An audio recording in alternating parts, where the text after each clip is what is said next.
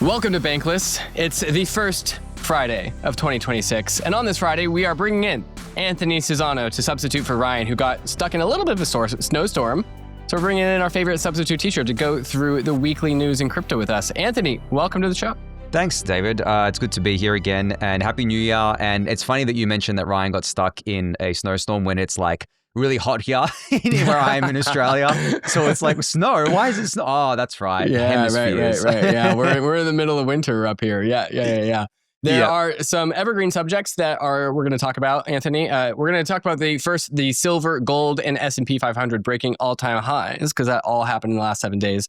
And then we're going to go back and touch on Aave and the Civil War, because while that was kind of like 2 weeks ago, there are still some updates, and I also want to get your takes on it as well.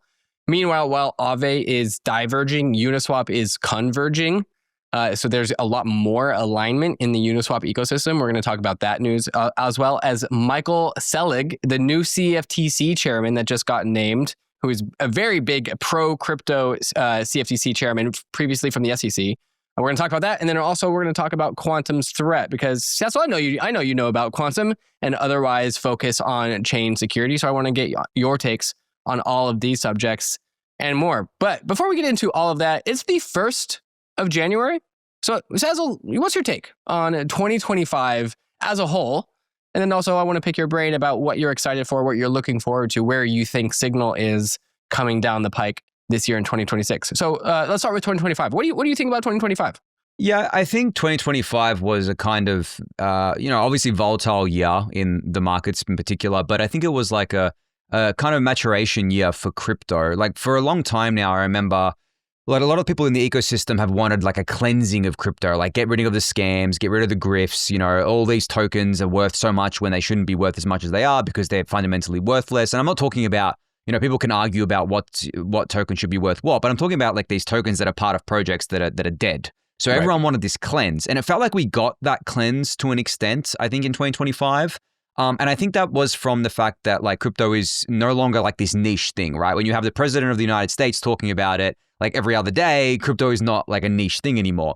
And then we have all these TradFi institutions coming in, and they're kind of like, they're coming in a different way. Some of them want to be supportive and additive. Some of them want to just obviously control everything and be extractive, but they're coming in a really big way. They're getting excited about things like stablecoins. We've kind of gone mainstream on the tech side, I think. Obviously on the asset side and the market side, everyone already knows about Bitcoin. But when it comes to like the tech side of things, I think we've gone a lot more mainstream now.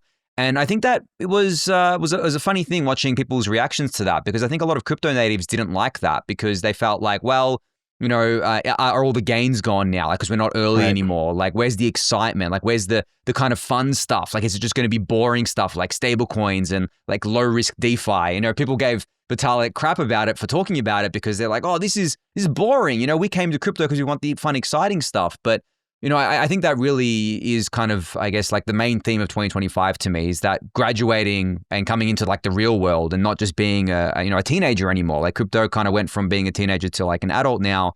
And I think some people get left behind in that transition because they just really don't vibe with that kind of world anymore. They want it to be early. They want to be part of something that feels underground. And yeah, I can't like say that crypto is underground anymore. I think maybe what you're saying, the word that is coming to mind for me is culling. 2025 was a year of culling, where we kind of just purged exactly what you said. The DNA of crypto is like, congratulations, you found crypto. You are early.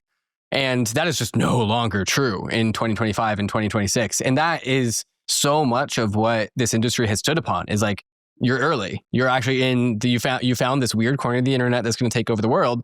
But in 2025 and stablecoins, that is actually happening.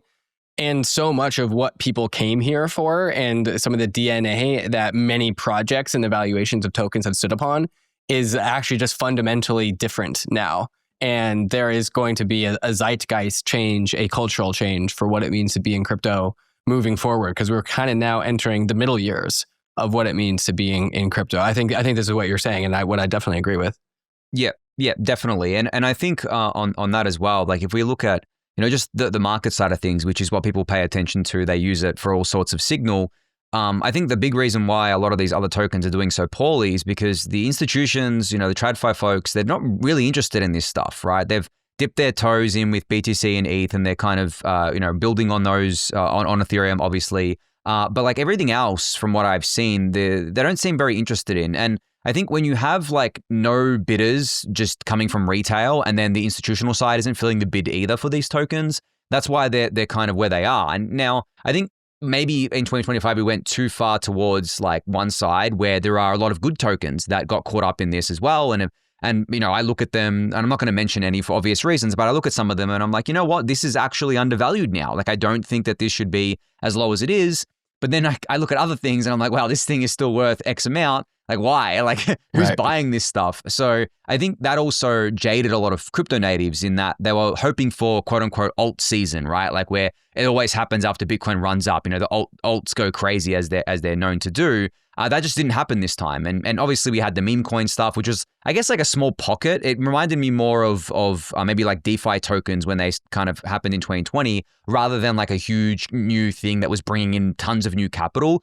If anything, it actually extracted most of the degen capital that was left. And now we're left with the fact that, okay, well, if the institutions aren't buying these things and the crypto natives don't want to buy them because they know a lot of them are just not worth much, and there wasn't any alt season, everyone's like, oh, what's happening? So I think that's why maybe if you go on crypto Twitter, you see a lot of people being depressed or sad about this and kind of burning out because, what they came into crypto for isn't what's happening anymore. And as you said, like it's not early anymore. So that stuff is probably not going to happen going forward. Yeah, it feels like crypto is going through, like I said, like a culling. It's going through a pretty tough time in 2025, and I think people are kind of gearing up for a little bit of continuation in that in 2026. Part of that is what we're going to talk about today. The attention is elsewhere. So 3 things have hit all-time highs, none of which are crypto: silver, gold, and the S&P 500. Silver has really been the standout in December at the end of this year. It's really just gone parabolic. It's gone up 150 to 160% in 2025. And most of that has really come in December, November and December. This is what the chart I'm showing on screen, which is the silver chart, is going from $36 an ounce to $71 an ounce. And these are 1 month long candles. So that's November and December of this year. Why is this happening? It's being squeezed from 2 different sides. It's being used as, the silver to the gold, the monetary inflation hedge demand, because gold has been on a tear. Silver's catching up a little bit, but it's also just increasingly used in solar arrays, electronic vehicles, and just electronics generally. So there's 2 sources of demand there. Alongside silver, gold also hit its own new all-time high above $4,500 an ounce. And again, gold has been a fantastic asset to hold this year. Yearly gains are 60 to 65%. And then the S&P 500, the normal stock market has hit $6,909. That's a new all-time high for the S&P 500. Year-to-date gains of 17 to 18% in 2025. The 3rd straight year of double-digit returns after the 2022 drawdown, which we were all kind of brought up in. And so AI, gold, precious metals, turns out the alt season is in precious metals. All of this is outside of the crypto arena. So while crypto kind of goes through its growing pains, it's like it's maturing and it's losing a lot of the fun of being a kid. Now it has to be an adult and it has to be a little bit more responsible than it ever was before. And some of it is losing some of its DNA. At the same time, attention is just in other markets, and crypto is just not the first place where a Wild West risk-on investor goes to get returns. Yeah, and what I find funny about that, in particular with gold, is that, Bitcoiners would make fun of gold bugs for many years, right? Because gold was actually doing nothing for a long time. It was pretty much sideways for, I think, over 10 years, if you look at its kind of last all-time high to where it broke its all-time high. Like, I think it was like 2010 to somewhere in the 2020s. It just sat and kind of went sideways. So that wasn't exciting. But then obviously you had crypto, which was going nuts every, few years and posting these enormous returns.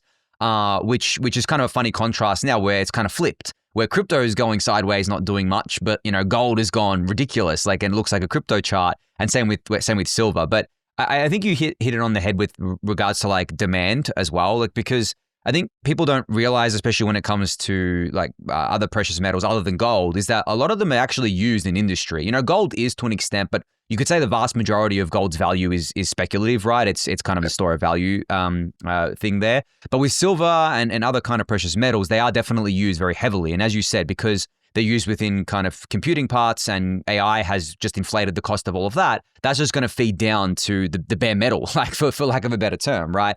Nice. The literal bare metal. So I think there are also consequences of that too, where obviously hardware is just getting expensive across the board. And if the components to make that hardware are getting expensive, then that's just going to continue that trend in 2026. So I think at some point something will have to give where it's like, well, who's buying this stuff? Like someone's going to be buying it in order for it to all kind of like flow down. And, people have been screaming about the AI bubble bursting, all these sorts of stuff. Like I think at some point, yeah, there'll be some kind of crash, and like just like there is in any market. But yeah, I mean, I don't have a good read on precious metals. It's not something that I've followed. But when it comes to crypto, I think it's good for us to maybe be quiet for a little while, build actual kind of products and services that people want to use, and mature as an industry. Because I don't think what we have been previously over the last 10, 15 years is sustainable at all, because it was just based on speculation only, really. It wasn't based on, fundamentals. And my hope is in 2026, we can see more of this kind of shift towards fundamentals. Yeah, certainly. When the crypto industry collectively kind of goes through a painful period, goes through a cuddling of the herd, to me, I'm like, okay, yeah, I feel bad with everyone else, but I know that there's a light at the end of the tunnel, that once we go through this period, people drop out, people just leave and go elsewhere. Eventually, that turns into the fruits for everyone who stays. And so kind of ultimately, it's just a waiting game. It's like, yeah, you have to be a little bit masochistic. You have to accept the pain. It hurts. And then one day you are a lot more wealthy because you held on while the industry grew and fundamentals were reoriented and reprioritized. And that's how we grow healthier as an industry. We have seen this cycle before, quite literally, every time there is actually a true cycle in crypto. Let's get into the crypto prices, starting with Bitcoin, 88,500 on the week. We are up 2% on the week for Bitcoin. And then Ether, pretty similar story. We are at $3,000, flirting with $3,000 right now, up 3.5% on the week for Ether. Matthew Sigel, who is, he's one of the analysts over at Van Eck, he tweeted out, Bitcoin long-term holders have flipped into net accumulators, which is something that we definitely did not see over the last year in 2025. One of the big indicators that people like to look at is Bitcoin long-term holders. Are they selling or are they holding? And over 2025, long-term Bitcoin holders were selling. They were putting supply of Bitcoin into the market.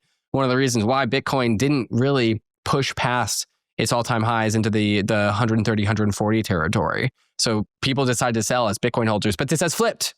As of recent times, long-term Bitcoin holders are no longer selling, which is an indication of what appetite is and if there are new supply going into the market. So it's a very bullish setup. It's a very bullish signal to say that people are not selling Bitcoin. And then in the world of Ether, there is a story with the DATs. This is Sharplink. Sharplink is now earning 500 ETH per week just from Ethereum staking. I don't know what percentage that is off the top of my head. Maybe you do. But it's another indication of just like, oh, the Ethereum DATs, for as much as there is a hangover, nonetheless, they were successful in soaking up supply, and whatever percentage of supply they soaked up will be a function of how much future supply issuance they will also soak up. And that's what we're seeing here from Sharplink. Sharplink just reserving 500 Ether a week off of the secondary market for Ether. What's your commentary here, Sazzle? Yeah, I think it's like, if you look at the market kind of action, and you showed that chart about like kind of long-term selling and stuff like that. I think that was definitely what we saw across BTC and ETH in 2025, where you had these, obviously with ETH, you had the DATs come online. And I think a lot of early ETH investors, and I'm talking really early investors, like maybe potentially close to the ICO or at the ICO, they probably were like, well, I'm already up like a 1,000,000%, right? Like, and it feels like the ecosystem's maturing. And it feels like maybe now's the time to kind of cash out, right? Like maybe now's the time to actually, when there's so much kind of like, as you can call it, like liquidity, right? There's so much liquidity coming into the system because of the DATs. I think they took advantage of that. I think the same was true for BTC because of the ETF liquidity, and also obviously Selig was still buying as well, and other kind of BTC DATs. So I think a lot of them did that, but then a lot of them would have also been selling and then rebuying in the ETFs because it's more tax advantage way. That's why these kind of on-chain analytics actually have weaknesses as well. Like, it's not just an exact science. There are lots of kind of nuances here with this. But from what I've seen anecdotally myself, and what you can see in the market as well, it certainly does feel like a lot of these long-term kind of holders, these big whales, we're cashing out there. Now, in terms of like what this looks like going forward, I think we did clear most of that in 2025, if not potentially all of that. I think that ended with the 1010 crash, which obviously like reset a lot of the market, and we've had to recover out of that. I think that's why we had like a pretty poor end to 2025. But I think we're mostly past that now. And I think if you look at the broader kind of investing world, pretty much like every other asset class except crypto has performed, right? Like, and not just performed, but like gone into what you could call bubble territory, where they've just gone parabolic. And when people and smarter investors and kind of like bigger investors see that, you don't really want to be in that when it's doing that. Like if you're in it already, you're going to start taking profits out of that, because a parabola is by very nature not sustainable. So if you're noticing that and you're thinking, okay, well, it's time to take chips off the table, but you don't want to sit in cash because you expect rates to start going down, next year or continue going down. So maybe you look at crypto. Maybe you say, okay, well, crypto hasn't done much. It's still growing though. Like ETH and BTC have these really good, drivers of demand from ETFs, from DATs, things like that. And in particular, Ethereum, there's so much happening there. Like you can make a investment case based off anything you want, really, like not just stable coins, but a bunch of other things. So I think you might see a rotation back there.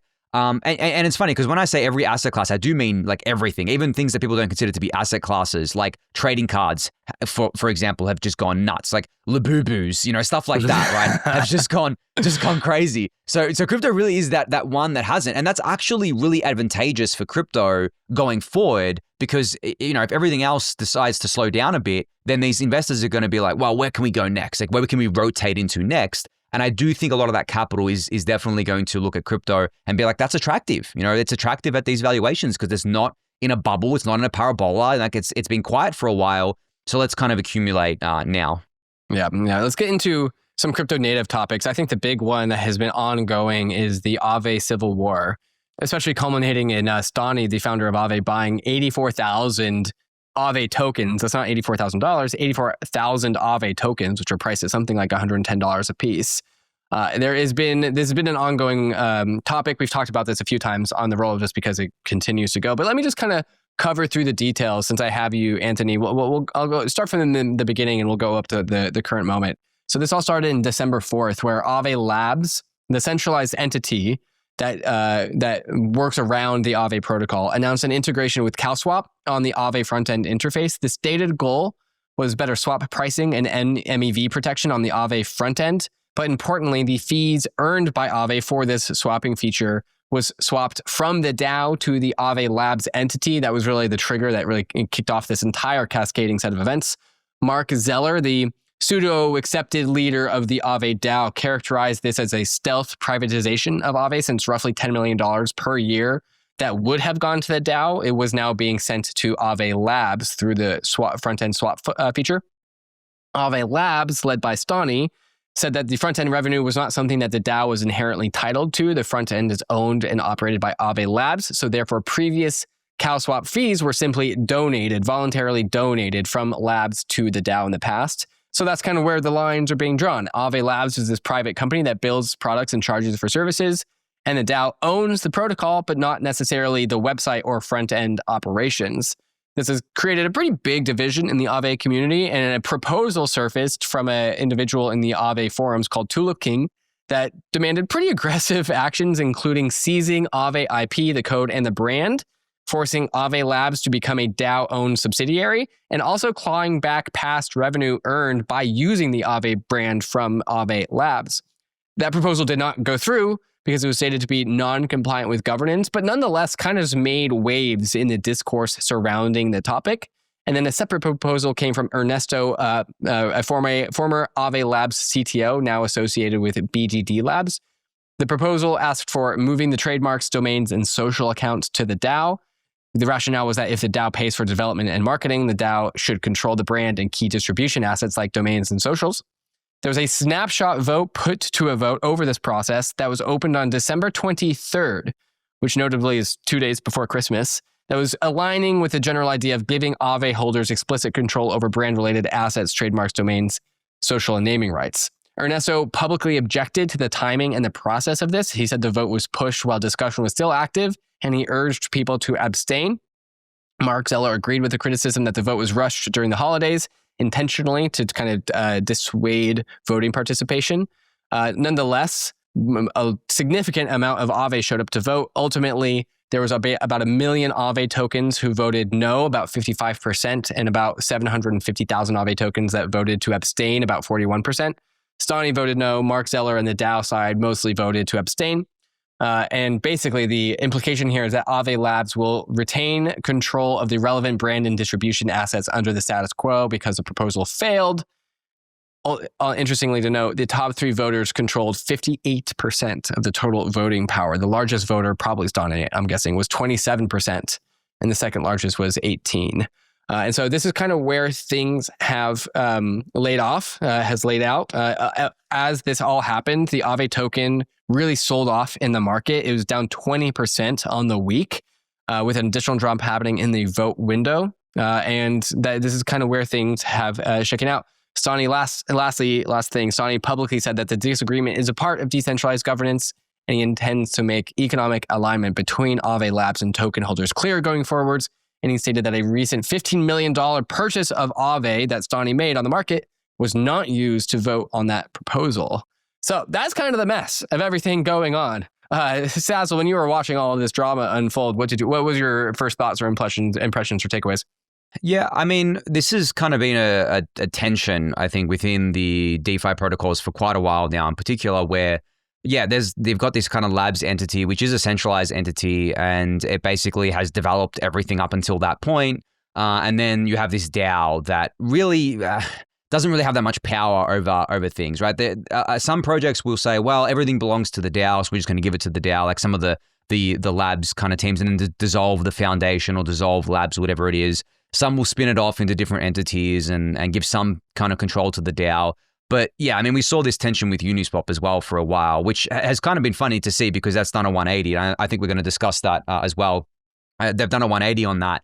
But I think that if these things are to succeed long term and be sustainable and not be capturable to an extent and kind of fend off, like, not just. See, this is the thing about capture, is that, like, if it's Aave Labs doing it, then yeah, okay, it's relatively transparent. You can probably rely on them to have the best interest of Aave at heart and not want to kill anything. Maybe they just want to make money for themselves, but that's not too bad considering that what could happen if a hostile takeover was done by a competing protocol or by someone who just wanted to destroy Aave for whatever reason. Like, then it starts to get really, really kind of messy with the DAO model as well, where it's like, okay, well, if the DAO owns everything, then how do we prevent that from happening? How do we prevent that from kind of killing the protocol and aligning all these incentives? As you mentioned there, Stani wanted to align the economic incentives here. So I think maybe the cleanest way to do it is really to give everything to the DAO. Because, like, if you're talking about something that's supposed to last like decades, if that's what your kind of aim is, you can't have some centralized entity just like bolted on and kind of leeching off, right? Like it's kind of like a cancer where it keeps leeching off and then eventually it keeps growing and growing and growing and kind of like kills the host sort of thing. Because that's what we see in the kind of real world, where these centralized entities, if they don't, a lot of centralized entities get bought up by private equity firms, and these private equity firms comes along and they're a cancer. They just suck everything out, and then that business goes under because it's just like they're done with it, right? They move on to the next thing. So that could happen within crypto protocols as well. Whereas with a DAO, you have more distribution of power. You have more kind of, I guess, like distribution of how many people are involved with this thing, and it's not necessarily centralized. There are people that have more power than others, but it could potentially lead to better outcomes than the way it's currently structured, and fairer outcomes too, because people want to feel like they're actually, especially token holders, they want to feel like they're actually getting value out of it. They want to feel like their investment's going to go up too. And I think that it's a nice way to kind of protect against that. But yeah, it's kind of funny seeing this play out with Aave, because it's like, I would say, the biggest DeFi protocol in terms of just like general awareness as well. Because if they can't fend off against this sorts of stuff and they can't work this out, then the smaller ones, like it's kind of like, okay, well, how are the small ones going to do it then? Like, so I think that's another signal that gets sent to the market, is that, like, if Aave can't do it, then what's the chance these other smaller ones can? So I think that if Aave can work it out and they can kind of come to a nice conclusion there, same with Uniswap. Obviously, Aave, Uniswap probably be the two heaviest hitters there. If they can kind of make something that works, that's really positive for all of DeFi, especially in this, I guess, new era where making it so that tokens can share in the revenue or the profits of the protocols is actually not going to get you arrested now because we have a different government in the US, right? So I think that was a big thing as well that plays into all of that. Yeah, the reason why this is happening to Aave and Uniswap is because of how simply old Aave and Uniswap are. They just come from such a long history. Like at Uniswap, the entity Uniswap was made in 2019. Aave, I think, even earlier than that. And that was actually a pre-Gensler era. That was who was the SEC commissioner before that? Forgetting his name, but it was similarly not as welcoming to having tokens directly capture value. And so the foundation model was established even before Gary Gensler to really protect around this. And I don't really think the industry at the time really considered or knew or had the foresight to understand that creating two differently owned entities, one owned by a token and one owned by equity shareholders, would produce the long-term consequences that we're dealing with today. And I think newer foundations, for example, Morpho, the fact that it's an Aave competitor, completely unrelated, but just there just happens to be only one asset with Morpho. And I know Kane Warwick from Infinex and also Synthetics, he also made Synthetics, also did this with the same strategy. There's actually just one asset. There was never any equity around Synthetics, and same thing with Infinex. And that just happened that he's got a little bit lucky. Kane's a little bit more risk. Kane's into risk, let's say that. And so the nature of how these things came to be developed back in the 2018 to 2021 eras really matters. And I don't really expect this to be as relevant for a newer protocol launching like in the last year, because they just don't have the same baggage. The Aave Labs and the Aave DAO has had years and years and years of buildup of team members and sophistication and process, and they've just ultimately come to be very divergent, even though they are both growing towards the same outcome of growing the Aave protocol. There's just such different organizations. Like there are org charts, respective org charts for each of those, not for the DAO, but it has its own process. And so I think this is like a unique example just to talk about these two projects the most. And so I think this is an important conversation for the industry to really learn about how do we have complete investor protections and investor rights so that there is only one asset to own, and hopefully it's the token. But nonetheless, I kind of expect this to be largely constrained in industry impact to really just these two protocols and the other ones that have foundation versus equity misalignments. And I don't really expect this to be, I expect this problem to be solved in real time because we are all watching this as an industry. Yeah. I don't think it's an insurmountable problem. I do think for newer teams, what they have to be careful about is not going straight DAO. I think that actually leads to worse outcomes, because then if you go straight DAO, you have way too many cooks in the kitchen during the earliest phase of the protocol, and they expect to get paid, right? And they expect for the token to go up. So I think, because like you can have a DAO without a token, but normally they go kind of hand in hand. And if you do a token too early, I think that's pretty bad for some projects.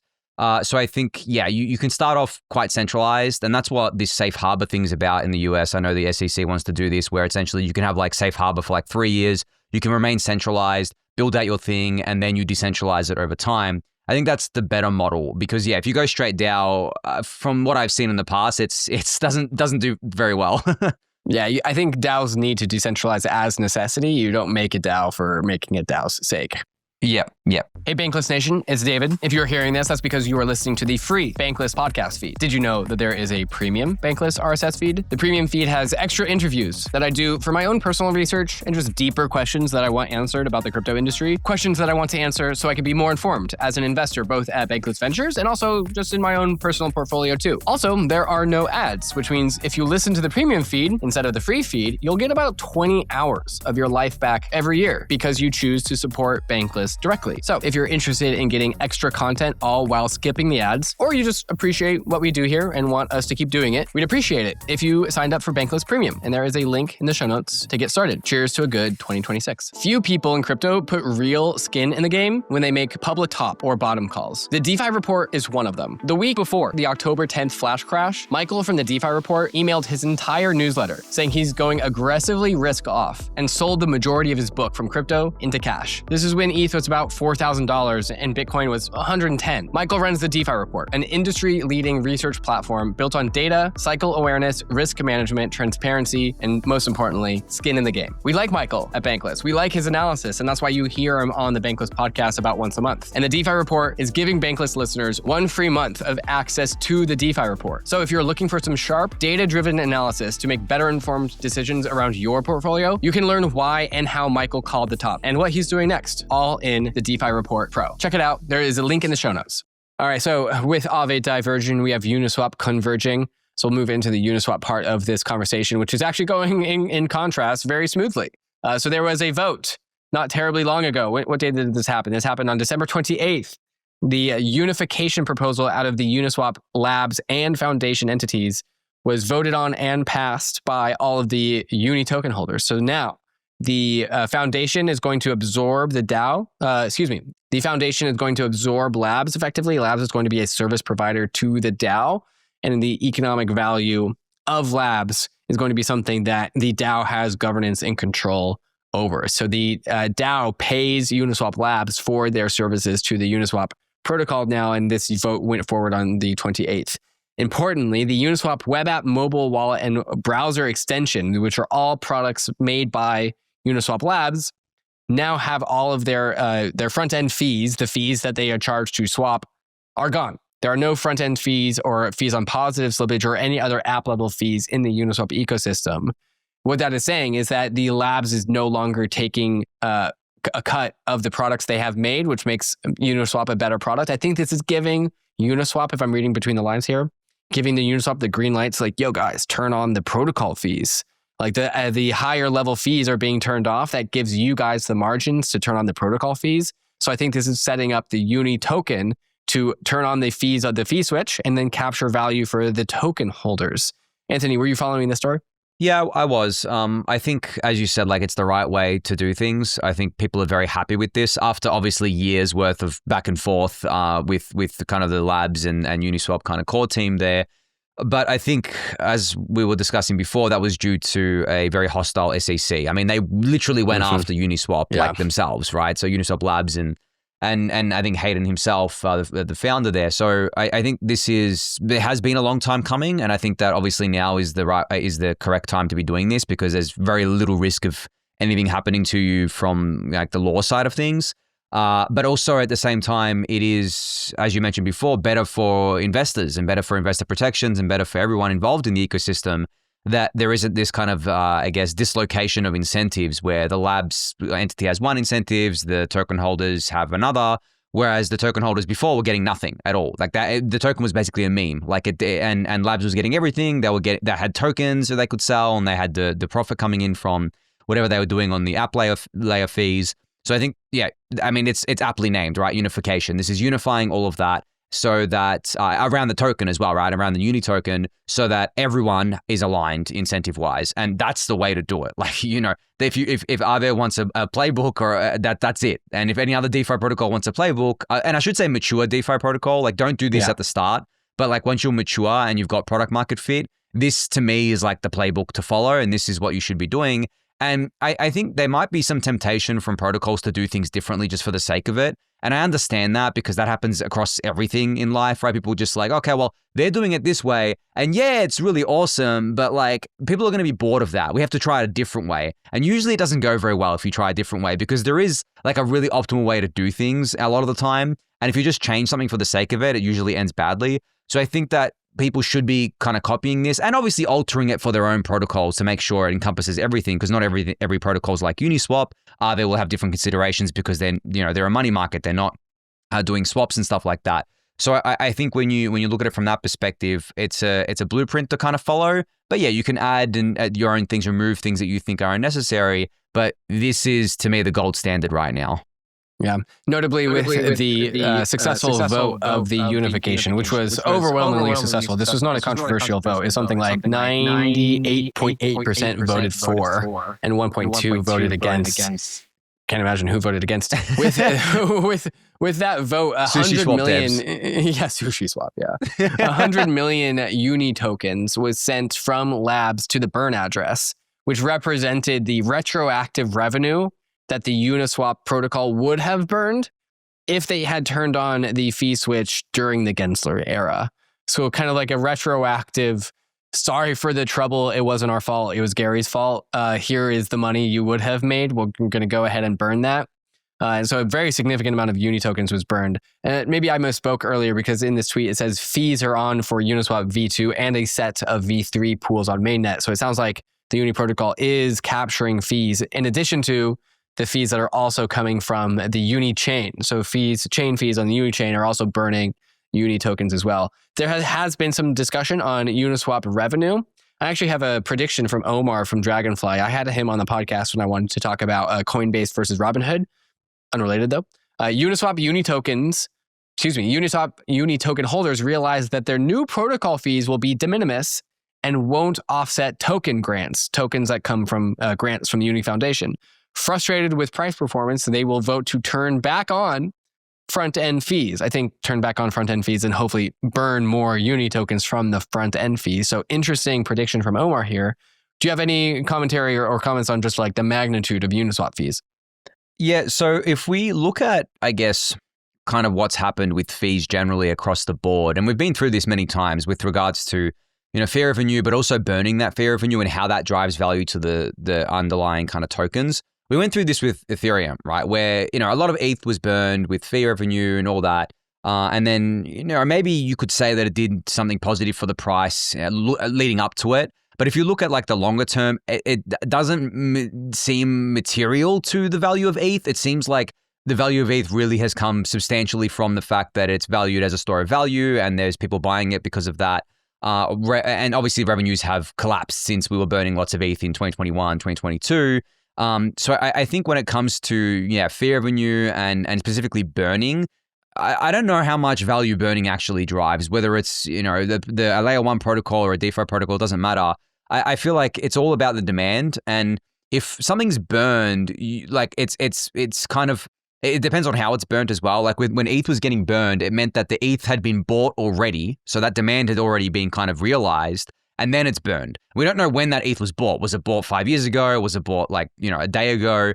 So with Uniswap, I think it's a little bit different where essentially like the fees will get collected and then burn kind of Uni. All the fees will get kind of paid out there. But then you have to make assumptions about, okay, well, how much fees are going to get collected here? Like what's the sustainability of this model for Uniswap? Like, are they going to keep growing from here? They're already pretty much like the biggest that have been the biggest for a while. Are they going to be competitors? So that's, when you start valuing things based on fee revenue, like it starts getting very muddy and it starts getting pretty brutal out there. And that's a huge reason why I've beat the drum that ETH shouldn't be valued on fee revenue. I mean, one of the reasons, there's a lot of other reasons, but I think I agree with this point where what ends up happening, and there's actually like a skit about this in this show Silicon Valley, where he, this guy basically says like, as soon as you start talking about revenue, it's never enough. Like people, right. Your shareholders or your token holders will always demand more revenue. So I agree with this kind of prediction where if they're frustrated with price action and they want more fees, they're going to try and extract fees from where they can. And then obviously like the easiest way to do that would be to turn on the front end fees because that has been shown to materially drive our revenues. Yeah. The difference between ETH burn and Uni burn is that, as I understand it, the revenue going into the Uniswap protocol will actually buy Uni on the secondary market and burn it. Whereas with ETH, as you said, it's just paid for gas. So that ETH already existed in the pockets of gas spenders anyways.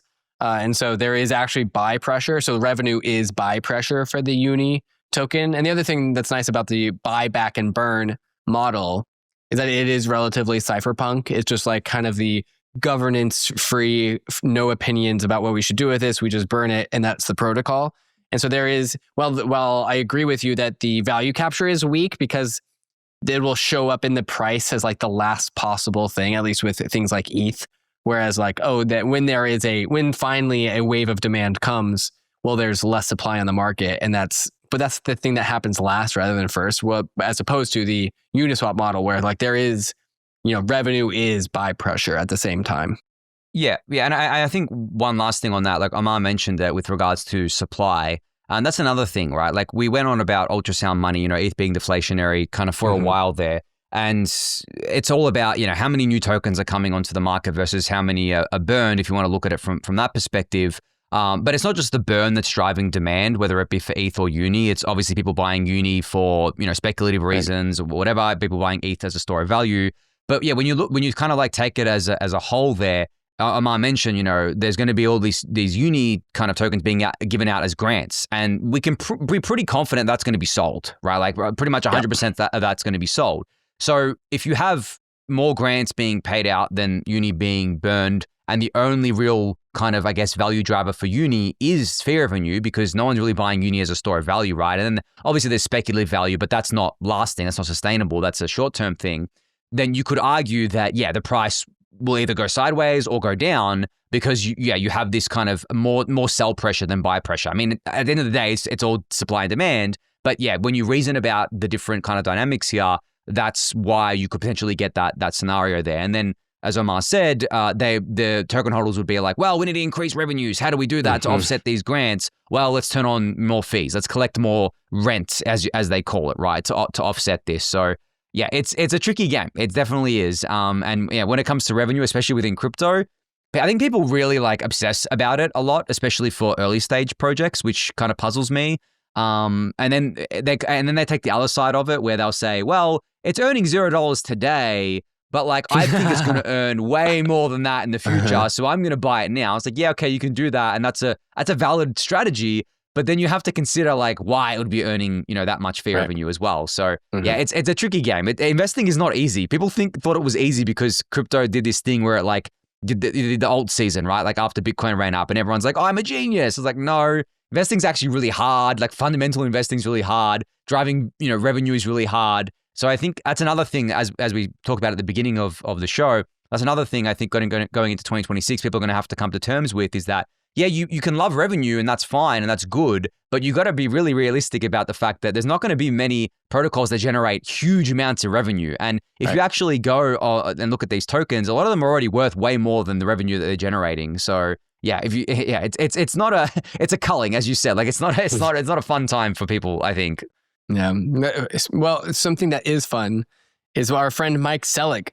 He's a new CFTC chair. He just got confirmed. And so he was confirmed by the Senate on Thursday, December 18th. He will be sworn in as the 15th chair of the CFTC, replacing Chair Carolyn Pham, who has already announced her next role at crypto payments firm MoonPay. Interesting. That rotating door. Yeah, rotating door. Yeah. We actually had Mike Selig on as a podcast guest. He's been on a couple times 2 years ago. I had him on when I was kind of just investigating securities law back a couple years ago. I was just interested in securities law. He has worked as a derivatives and digital assets lawyer. He also worked as the chief counsel for the SEC's crypto task force and a senior advisor to the SEC chair. So he's just been around the space. He's been in crypto. He's been in the SEC. Now he's at the CFTC. He also previously clerked for former CFTC chair Chris Giancarlo. And he's always been known as being relatively innovation friendly on crypto. So definitely a friend that we now have in the CFTC, which definitely feels good. He was confirmed on a 53-43 tally. And you might be asking, Anthony, and also listener, what will be on the top of Mike's to-do list when he gets into the CFTC, when he gets into the office? He wants to, first, he's going to focus on crypto market structure and spot oversight. Congress may give the CFTC primary oversight of spot crypto and non-security tokens. Mike wants the CFTC to be ready for this, including staffing up the CFTC on this subject, harmonizing rules, and reducing regulatory overlap with the SEC. That would be nice. We definitely ran into those problems over the last 4 years. Also, prediction markets and events contracts. The CFTC is currently under pressure regarding prediction markets due to the high-profile litigation and surging retail volume, just the growth of prediction markets. Mike is going to be key in determining how restrictive this regulatory regime becomes on prediction markets. And overall, Mike's enforcement policy is a principles-based, steady-hand approach kind of guy. Fewer surprise theories, more formal guidance, and adapting customer protections, market integrity, and anti-fraud to digital assets. So if you want to get a picture of just who Mike is, we'll link in the show notes the 2 podcasts that we did with him. I'm kind of proud of us here at Bankless, Anthony, because we found Mike pretty early in his career, before he was even anywhere close to getting named CFTC chair. And so if you want to know who he is a little bit more, really friendly guy. There's a few podcasts to listen to if you are interested in that. Any thoughts about Mike? Yeah, I think this just continues, obviously, the positive trend that we're seeing in the US with regards to crypto after having such a negative trend for a while under the Democrats, obviously with Gary Gensler and others as well there. But it's kind of funny to me. Like I am not an American. Like I'm Australian. I'm on the other side of the world, and I'm looking at like the kind of American political landscape from that lens. And not to get too political here, but I think that, you know, I'm really glad to see all of this stuff happening. I'm really glad to see positive crypto stuff happening. But like, I wonder how much, you know, it offsets the negative stuff happening. Like, I feel like the reputation that crypto got in 2025 was that it was just another way for Trump to grift people because he did his own meme coin and like people around him kept doing various things within crypto. And I think this, you know, this kind of positive stuff that's happening offsets that. But yeah, I think that crypto has a really bad kind of reputation at the moment. It has a branding problem with a lot of people. Maybe not institutions. They're kind of warming up to it now, but I guess like just retail, everyday people in general. And I think that's why we saw a lot of kind of crypto just do poorly in 2025 as well, like from a market perspective. So yeah, I'm hopeful that this kind of stuff allows us to, you know, innovate more, allows the industry to do a lot more kind of positive things and offset like some of that other stuff that's going on. Because yeah, like everyone that I talk to in my real life about crypto, they know about, you know, it because of Trump, like just his grift that he's been doing, especially with the meme coin that he launched. It's always the first topic of conversation. Yeah, and they're very turned off by that, regardless of their politics. Like some of these guys like pretty much agree with Trump's politics. The conservatives who enjoy Trump and voted for Trump are like, yeah, but that crypto thing's kind of unfortunate. Exactly. So like, I really hope that we can fix in 2026 as well, like a lot of crypto's branding problem here. But we'll see. But like, I think it is very positive to see, like, you know, obviously this new CFTC chair, same with the SEC chair. They're doing a lot of good things for crypto. So it should offset that. But yeah, I just wish we had like both. I just wish it was good all around, but I guess maybe that's wishful thinking. Yeah. Anyways, I do think, I agree with you that 2026 will be a positive year for some of crypto's branding, just across. You know, there's usually probably a pretty big lag time between when some of the biggest companies are getting into crypto, and they're not pounding their chest about crypto yet because they haven't finished building their products. But overall, I think, you know, crypto has this like retail brand problem that won't really ever change because there's nothing for those types of people to come into crypto. Because like, obviously, if we had something for them, they would have come into crypto already. But that's going to change when some of these big companies, big institutions have crypto products, and it just kind of becomes accepted. And like, it'll just slowly transition from like, oh yeah, this is where retail goes to speculate on meme coins and Trump launched grifts, to, oh, this is the backbone for Stripe, and, you know, Western Union has a stable coin, and just like all of these brands that I'm familiar with are legitimizing crypto. And I didn't really think about it, but now crypto is everywhere, and I'm just okay with that now. Yeah, one of the people I spoke to recently actually said that. They're like, oh, I saw that you can like borrow against your kind of crypto now with like JP Morgan or whatever. And he's like, oh, that's huge. And in my head, I'm just like, well, you've been able to borrow against crypto for ages, but you know, that's me being the crypto native, right? Yeah, exactly. So for him and for like the normies, as we call them, as we refer to them, you know, they're kind of seeing that as a huge positive signal now, because they're like, oh, okay, if you can borrow against it, it must be legit then, you know, JP Morgan's behind it, sort of thing. So yeah, I agree with you that there's more legitimacy, which should lead to a better kind of reputation for crypto, especially for people seeing things built on it. Because a lot of people I talk to, the same guy had no idea that you can build things on crypto. They just thought it was the assets. So the more we can educate people that it's more than just the assets, the better. Yeah, it's just the assets is an accurate statement for 2017 crypto. So to know that there are people who are like 8 years behind on crypto fundamentals and foundations is like, maybe it is still early, you know? Yeah.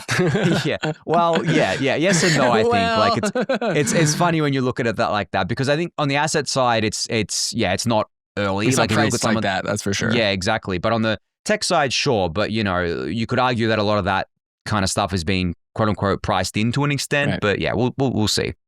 Speaking of getting priced in, let's talk about Quantum. So this is Murmurations number 2 from Nic Carter. He's been publishing on his Substack. He calls it Murmurations. Bitcoin and the Quantum Problem. He has 3 pieces about Bitcoin and Quantum. The third is yet to come out. I'm eagerly awaiting it. But overall, Nic Carter's has been causing a lot of trouble in Bitcoin land, because he's arguing that quantum computing is Bitcoin's biggest long-term risk. Once quantum is strong enough, Shor's algorithm, a quantum algorithm, could derive private keys from exposed public keys. It's not a today problem, but Nic and others cite doomsday clock-style models putting plausible timelines in the late 2020s to early 2030s. Nic says the urgency is practical. Migrating Bitcoin, the project of migrating Bitcoin into a post-quantum state could take close to a decade, he says, and waiting until the threat is obvious is just simply far too late. The community reaction in the Bitcoin world is very split. Adam Back and other Bitcoin influencers and Bitcoin developers say that they're already doing quiet R&D and reject the urgency framing. Nic and his supporters argue that the ecosystem is complacent, and critics say that Nic is talking his book because his fund invested in a post-quantum transition tooling startup, which I just think is ridiculous because you can't discredit an entire vertical of concern around quantum just because Nic invested in a potential solution to it. Quantum risk is appearing in large financial disclosures, including ETF filings out of BlackRock, and institutional allocators increasingly want clear contingency plans before increasing their Bitcoin exposure. And Nic is trying to sound the alarm, saying, hey, no one is solving this problem. We need to solve this problem, and we should probably start today. Sazzle, what do you think about all this? I mean, I've been a pretty outspoken kind of critic of Bitcoin, in particular with the kind of security budget issues that they're going to have. Like, this is separate to quantum. The tech side of Bitcoin, yeah. Yeah, this is another, I think, like critical issue that they've just buried their hands in the sand over, which I also don't think they're going to be able to fix in any kind of clean way. But yeah, I kind of, the quantum thing, I guess the reason I hadn't focused too much on it was because it did feel like it was, very far away. But now with recent advancements, it does seem a lot closer than otherwise thought that it was otherwise thought to be. But I think this just speaks to the fact that Bitcoin ossified way too early as a protocol. I think that, yes, they argue that ossification was necessary for Bitcoin to grow, but there is a cap on that growth, I think, because of the fact that you have these risks now. And I consider those two things to be critical risks, the security budget and also the quantum threat here. And I agree with Nic that there's no urgency. I haven't seen any urgency around this. I think it's going to take a long time to do anything, if they can even do it. And it also begs the question of who's going to do it? Who's going to build it? Because there's not that many Bitcoin core developers. It's not like Ethereum where you have hundreds of core developers and researchers working on all this stuff many, many years in advance. In Bitcoin land, it's extremely slow. Like development of very simple basic features like Taproot, for example, they take many years. These aren't like Ethereum upgrades at all. And they have no culture of upgrades either. They have absolutely no culture of hard forks. They have no culture of planning things, of naming upgrades, of doing hard forks, as I mentioned, stuff like that. It's just not in their DNA. So I look at this from that perspective and I'm like, can they actually fix it? Or will they just go down with the ship? Because there's also going to be a lot of Bitcoiners who are like, well, this isn't even a risk. This is not something that we should be concerned about. It's not even real. It's not even a real risk.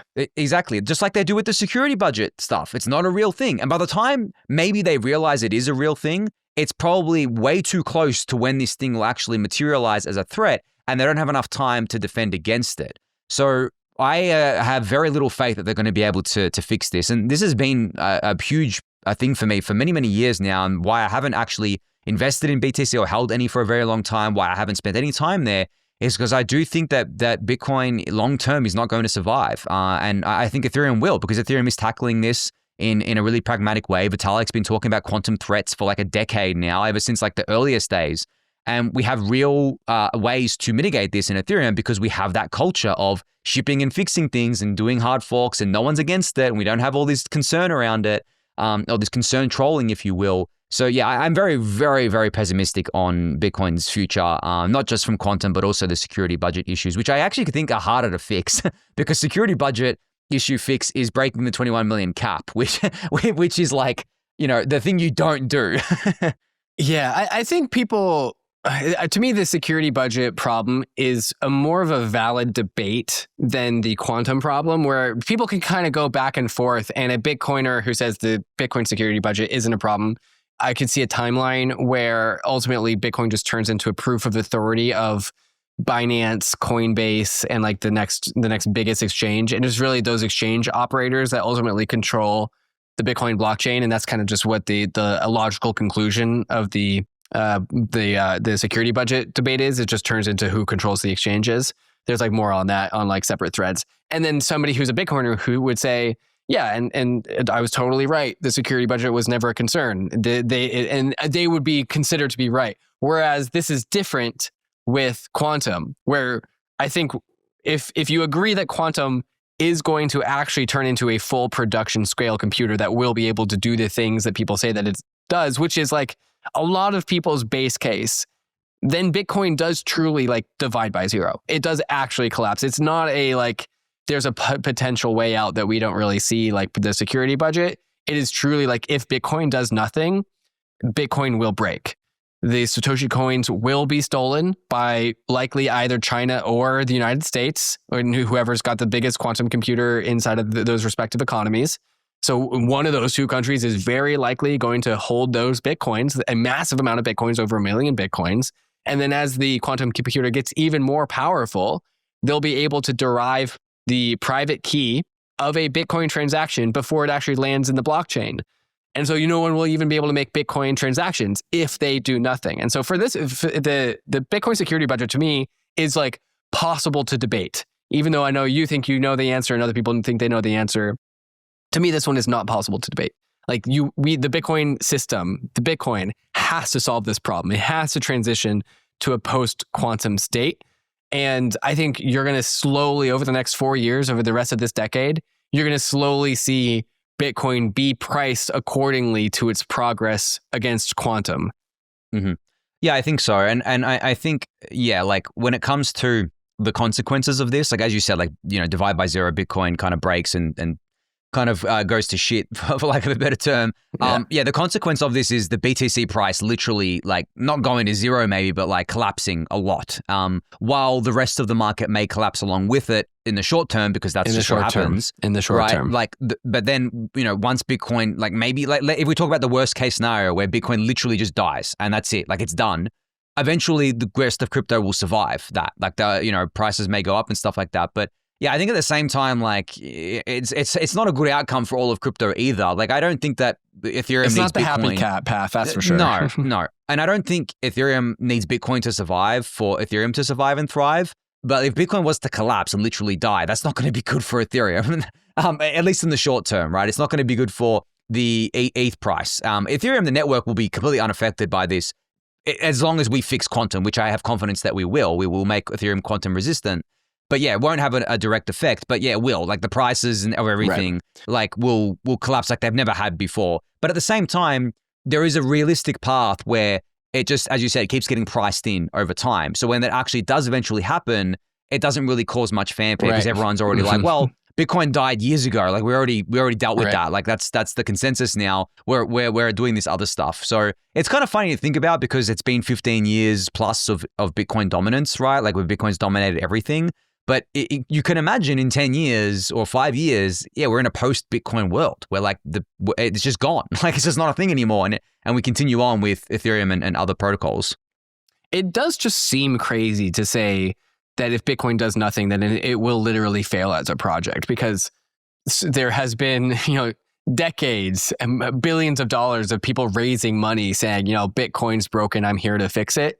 But to actually like, and I have almost never really said Bitcoin is like fundamentally broken except for the security budget prior to this. But like, it's crazy to say that like, I think Bitcoin, if it does nothing, will actually fail as a project, and like actually completely believe that if it does nothing, if it continues to do nothing. And you and I, Anthony, we've been fighting with like Bitcoin, the Bitcoin ecosystem, the Bitcoin community, just because of our ideological differences between Ethereum and Bitcoin for a decade now. And let me tell you, they are some of the most hard-headed, tribalistic, ideological group of people who just fundamentally think that Bitcoin is capital G good. And having somebody like Nic Carter enter the arena and be like, yo guys, I'm going to sound the siren. These guys are trained to try and get everyone else to think that there's nothing wrong with Bitcoin. That is the culture. It's like, there's nothing wrong with Bitcoin. Anyone who's fudding is trying to sell you something. That's why they critiqued Nic Carter for investing in a post-quantum tooling startup, like all this kind of stuff. And so the Bitcoin community, I think, is going to be a encumbrance in Bitcoin itself actually making it over the hurdle of becoming post-quantum. Yeah, and it's like a natural kind of, I guess, like mechanism for anyone really, not just the kind of hardcore Bitcoiners. They do take it to the extreme, but like anyone will have that natural mechanism of when something you care about is being kind of attacked, you're naturally going to be defensive about that, you know, right? And I mean, we do it, like I do it especially with Ethereum. We totally do it with Ethereum. Yeah, we do it. I like to think I'm a bit more practical than the Bitcoin maxis that go on the hardcore side of things. I'm a little bit more reasonable. But yeah, I do it as well. And I do it with not just Ethereum, just with a lot of things that I care about.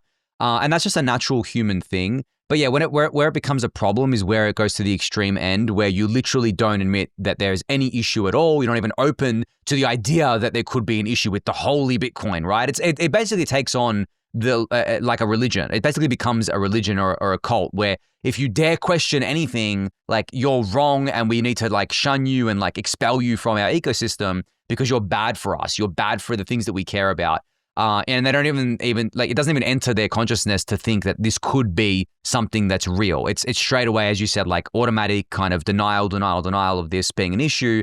And then, yeah, you eventually convince yourself that it's not an issue either by doing that. Like you keep telling yourself that it's not an issyou, then it's not, right? You don't even accept yourself. Yeah, you just kind of like brainwash yourself, right? So yeah, and you know, you spoke about kind of the craziness about like how we're even talking about the possibility of Bitcoin collapsing. Like, I wonder what the Romans felt like if someone was to come along to them, you know, in ancient Rome and said to them, one day your beautiful and awesome kind of city is going to collapse and it's going to be like just tourists that care about it in 1,000 years or a few thousand years.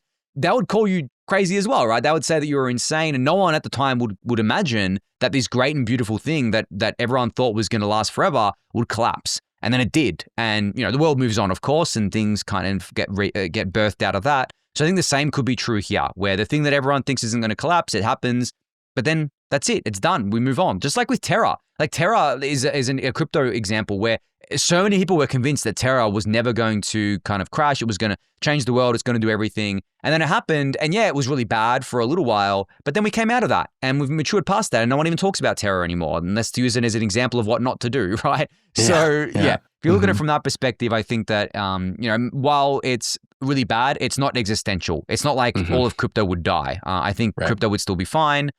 Would be a lot of pain before we were fine though. Yeah, that I'm in the camp that is a short-term pain that we would collectively feel as an industry. Maybe I'm being naive, and it would actually be a medium-term thing too, short to medium-term. But ultimately, like there will be all the other blockchains that update themselves to be a post-quantum blockchain. And to me, as like somebody who has my money in Ether, I'm very glad that quantum has been on the Ethereum roadmap since day one. And that would inspire at some point in time some investor confidence that these ecosystems can get ahead of the problem and adapt when they need to adapt. Anthony, that's all the news that we have for today. Give me something that you are excited about for 2026. What are you looking forward to this year?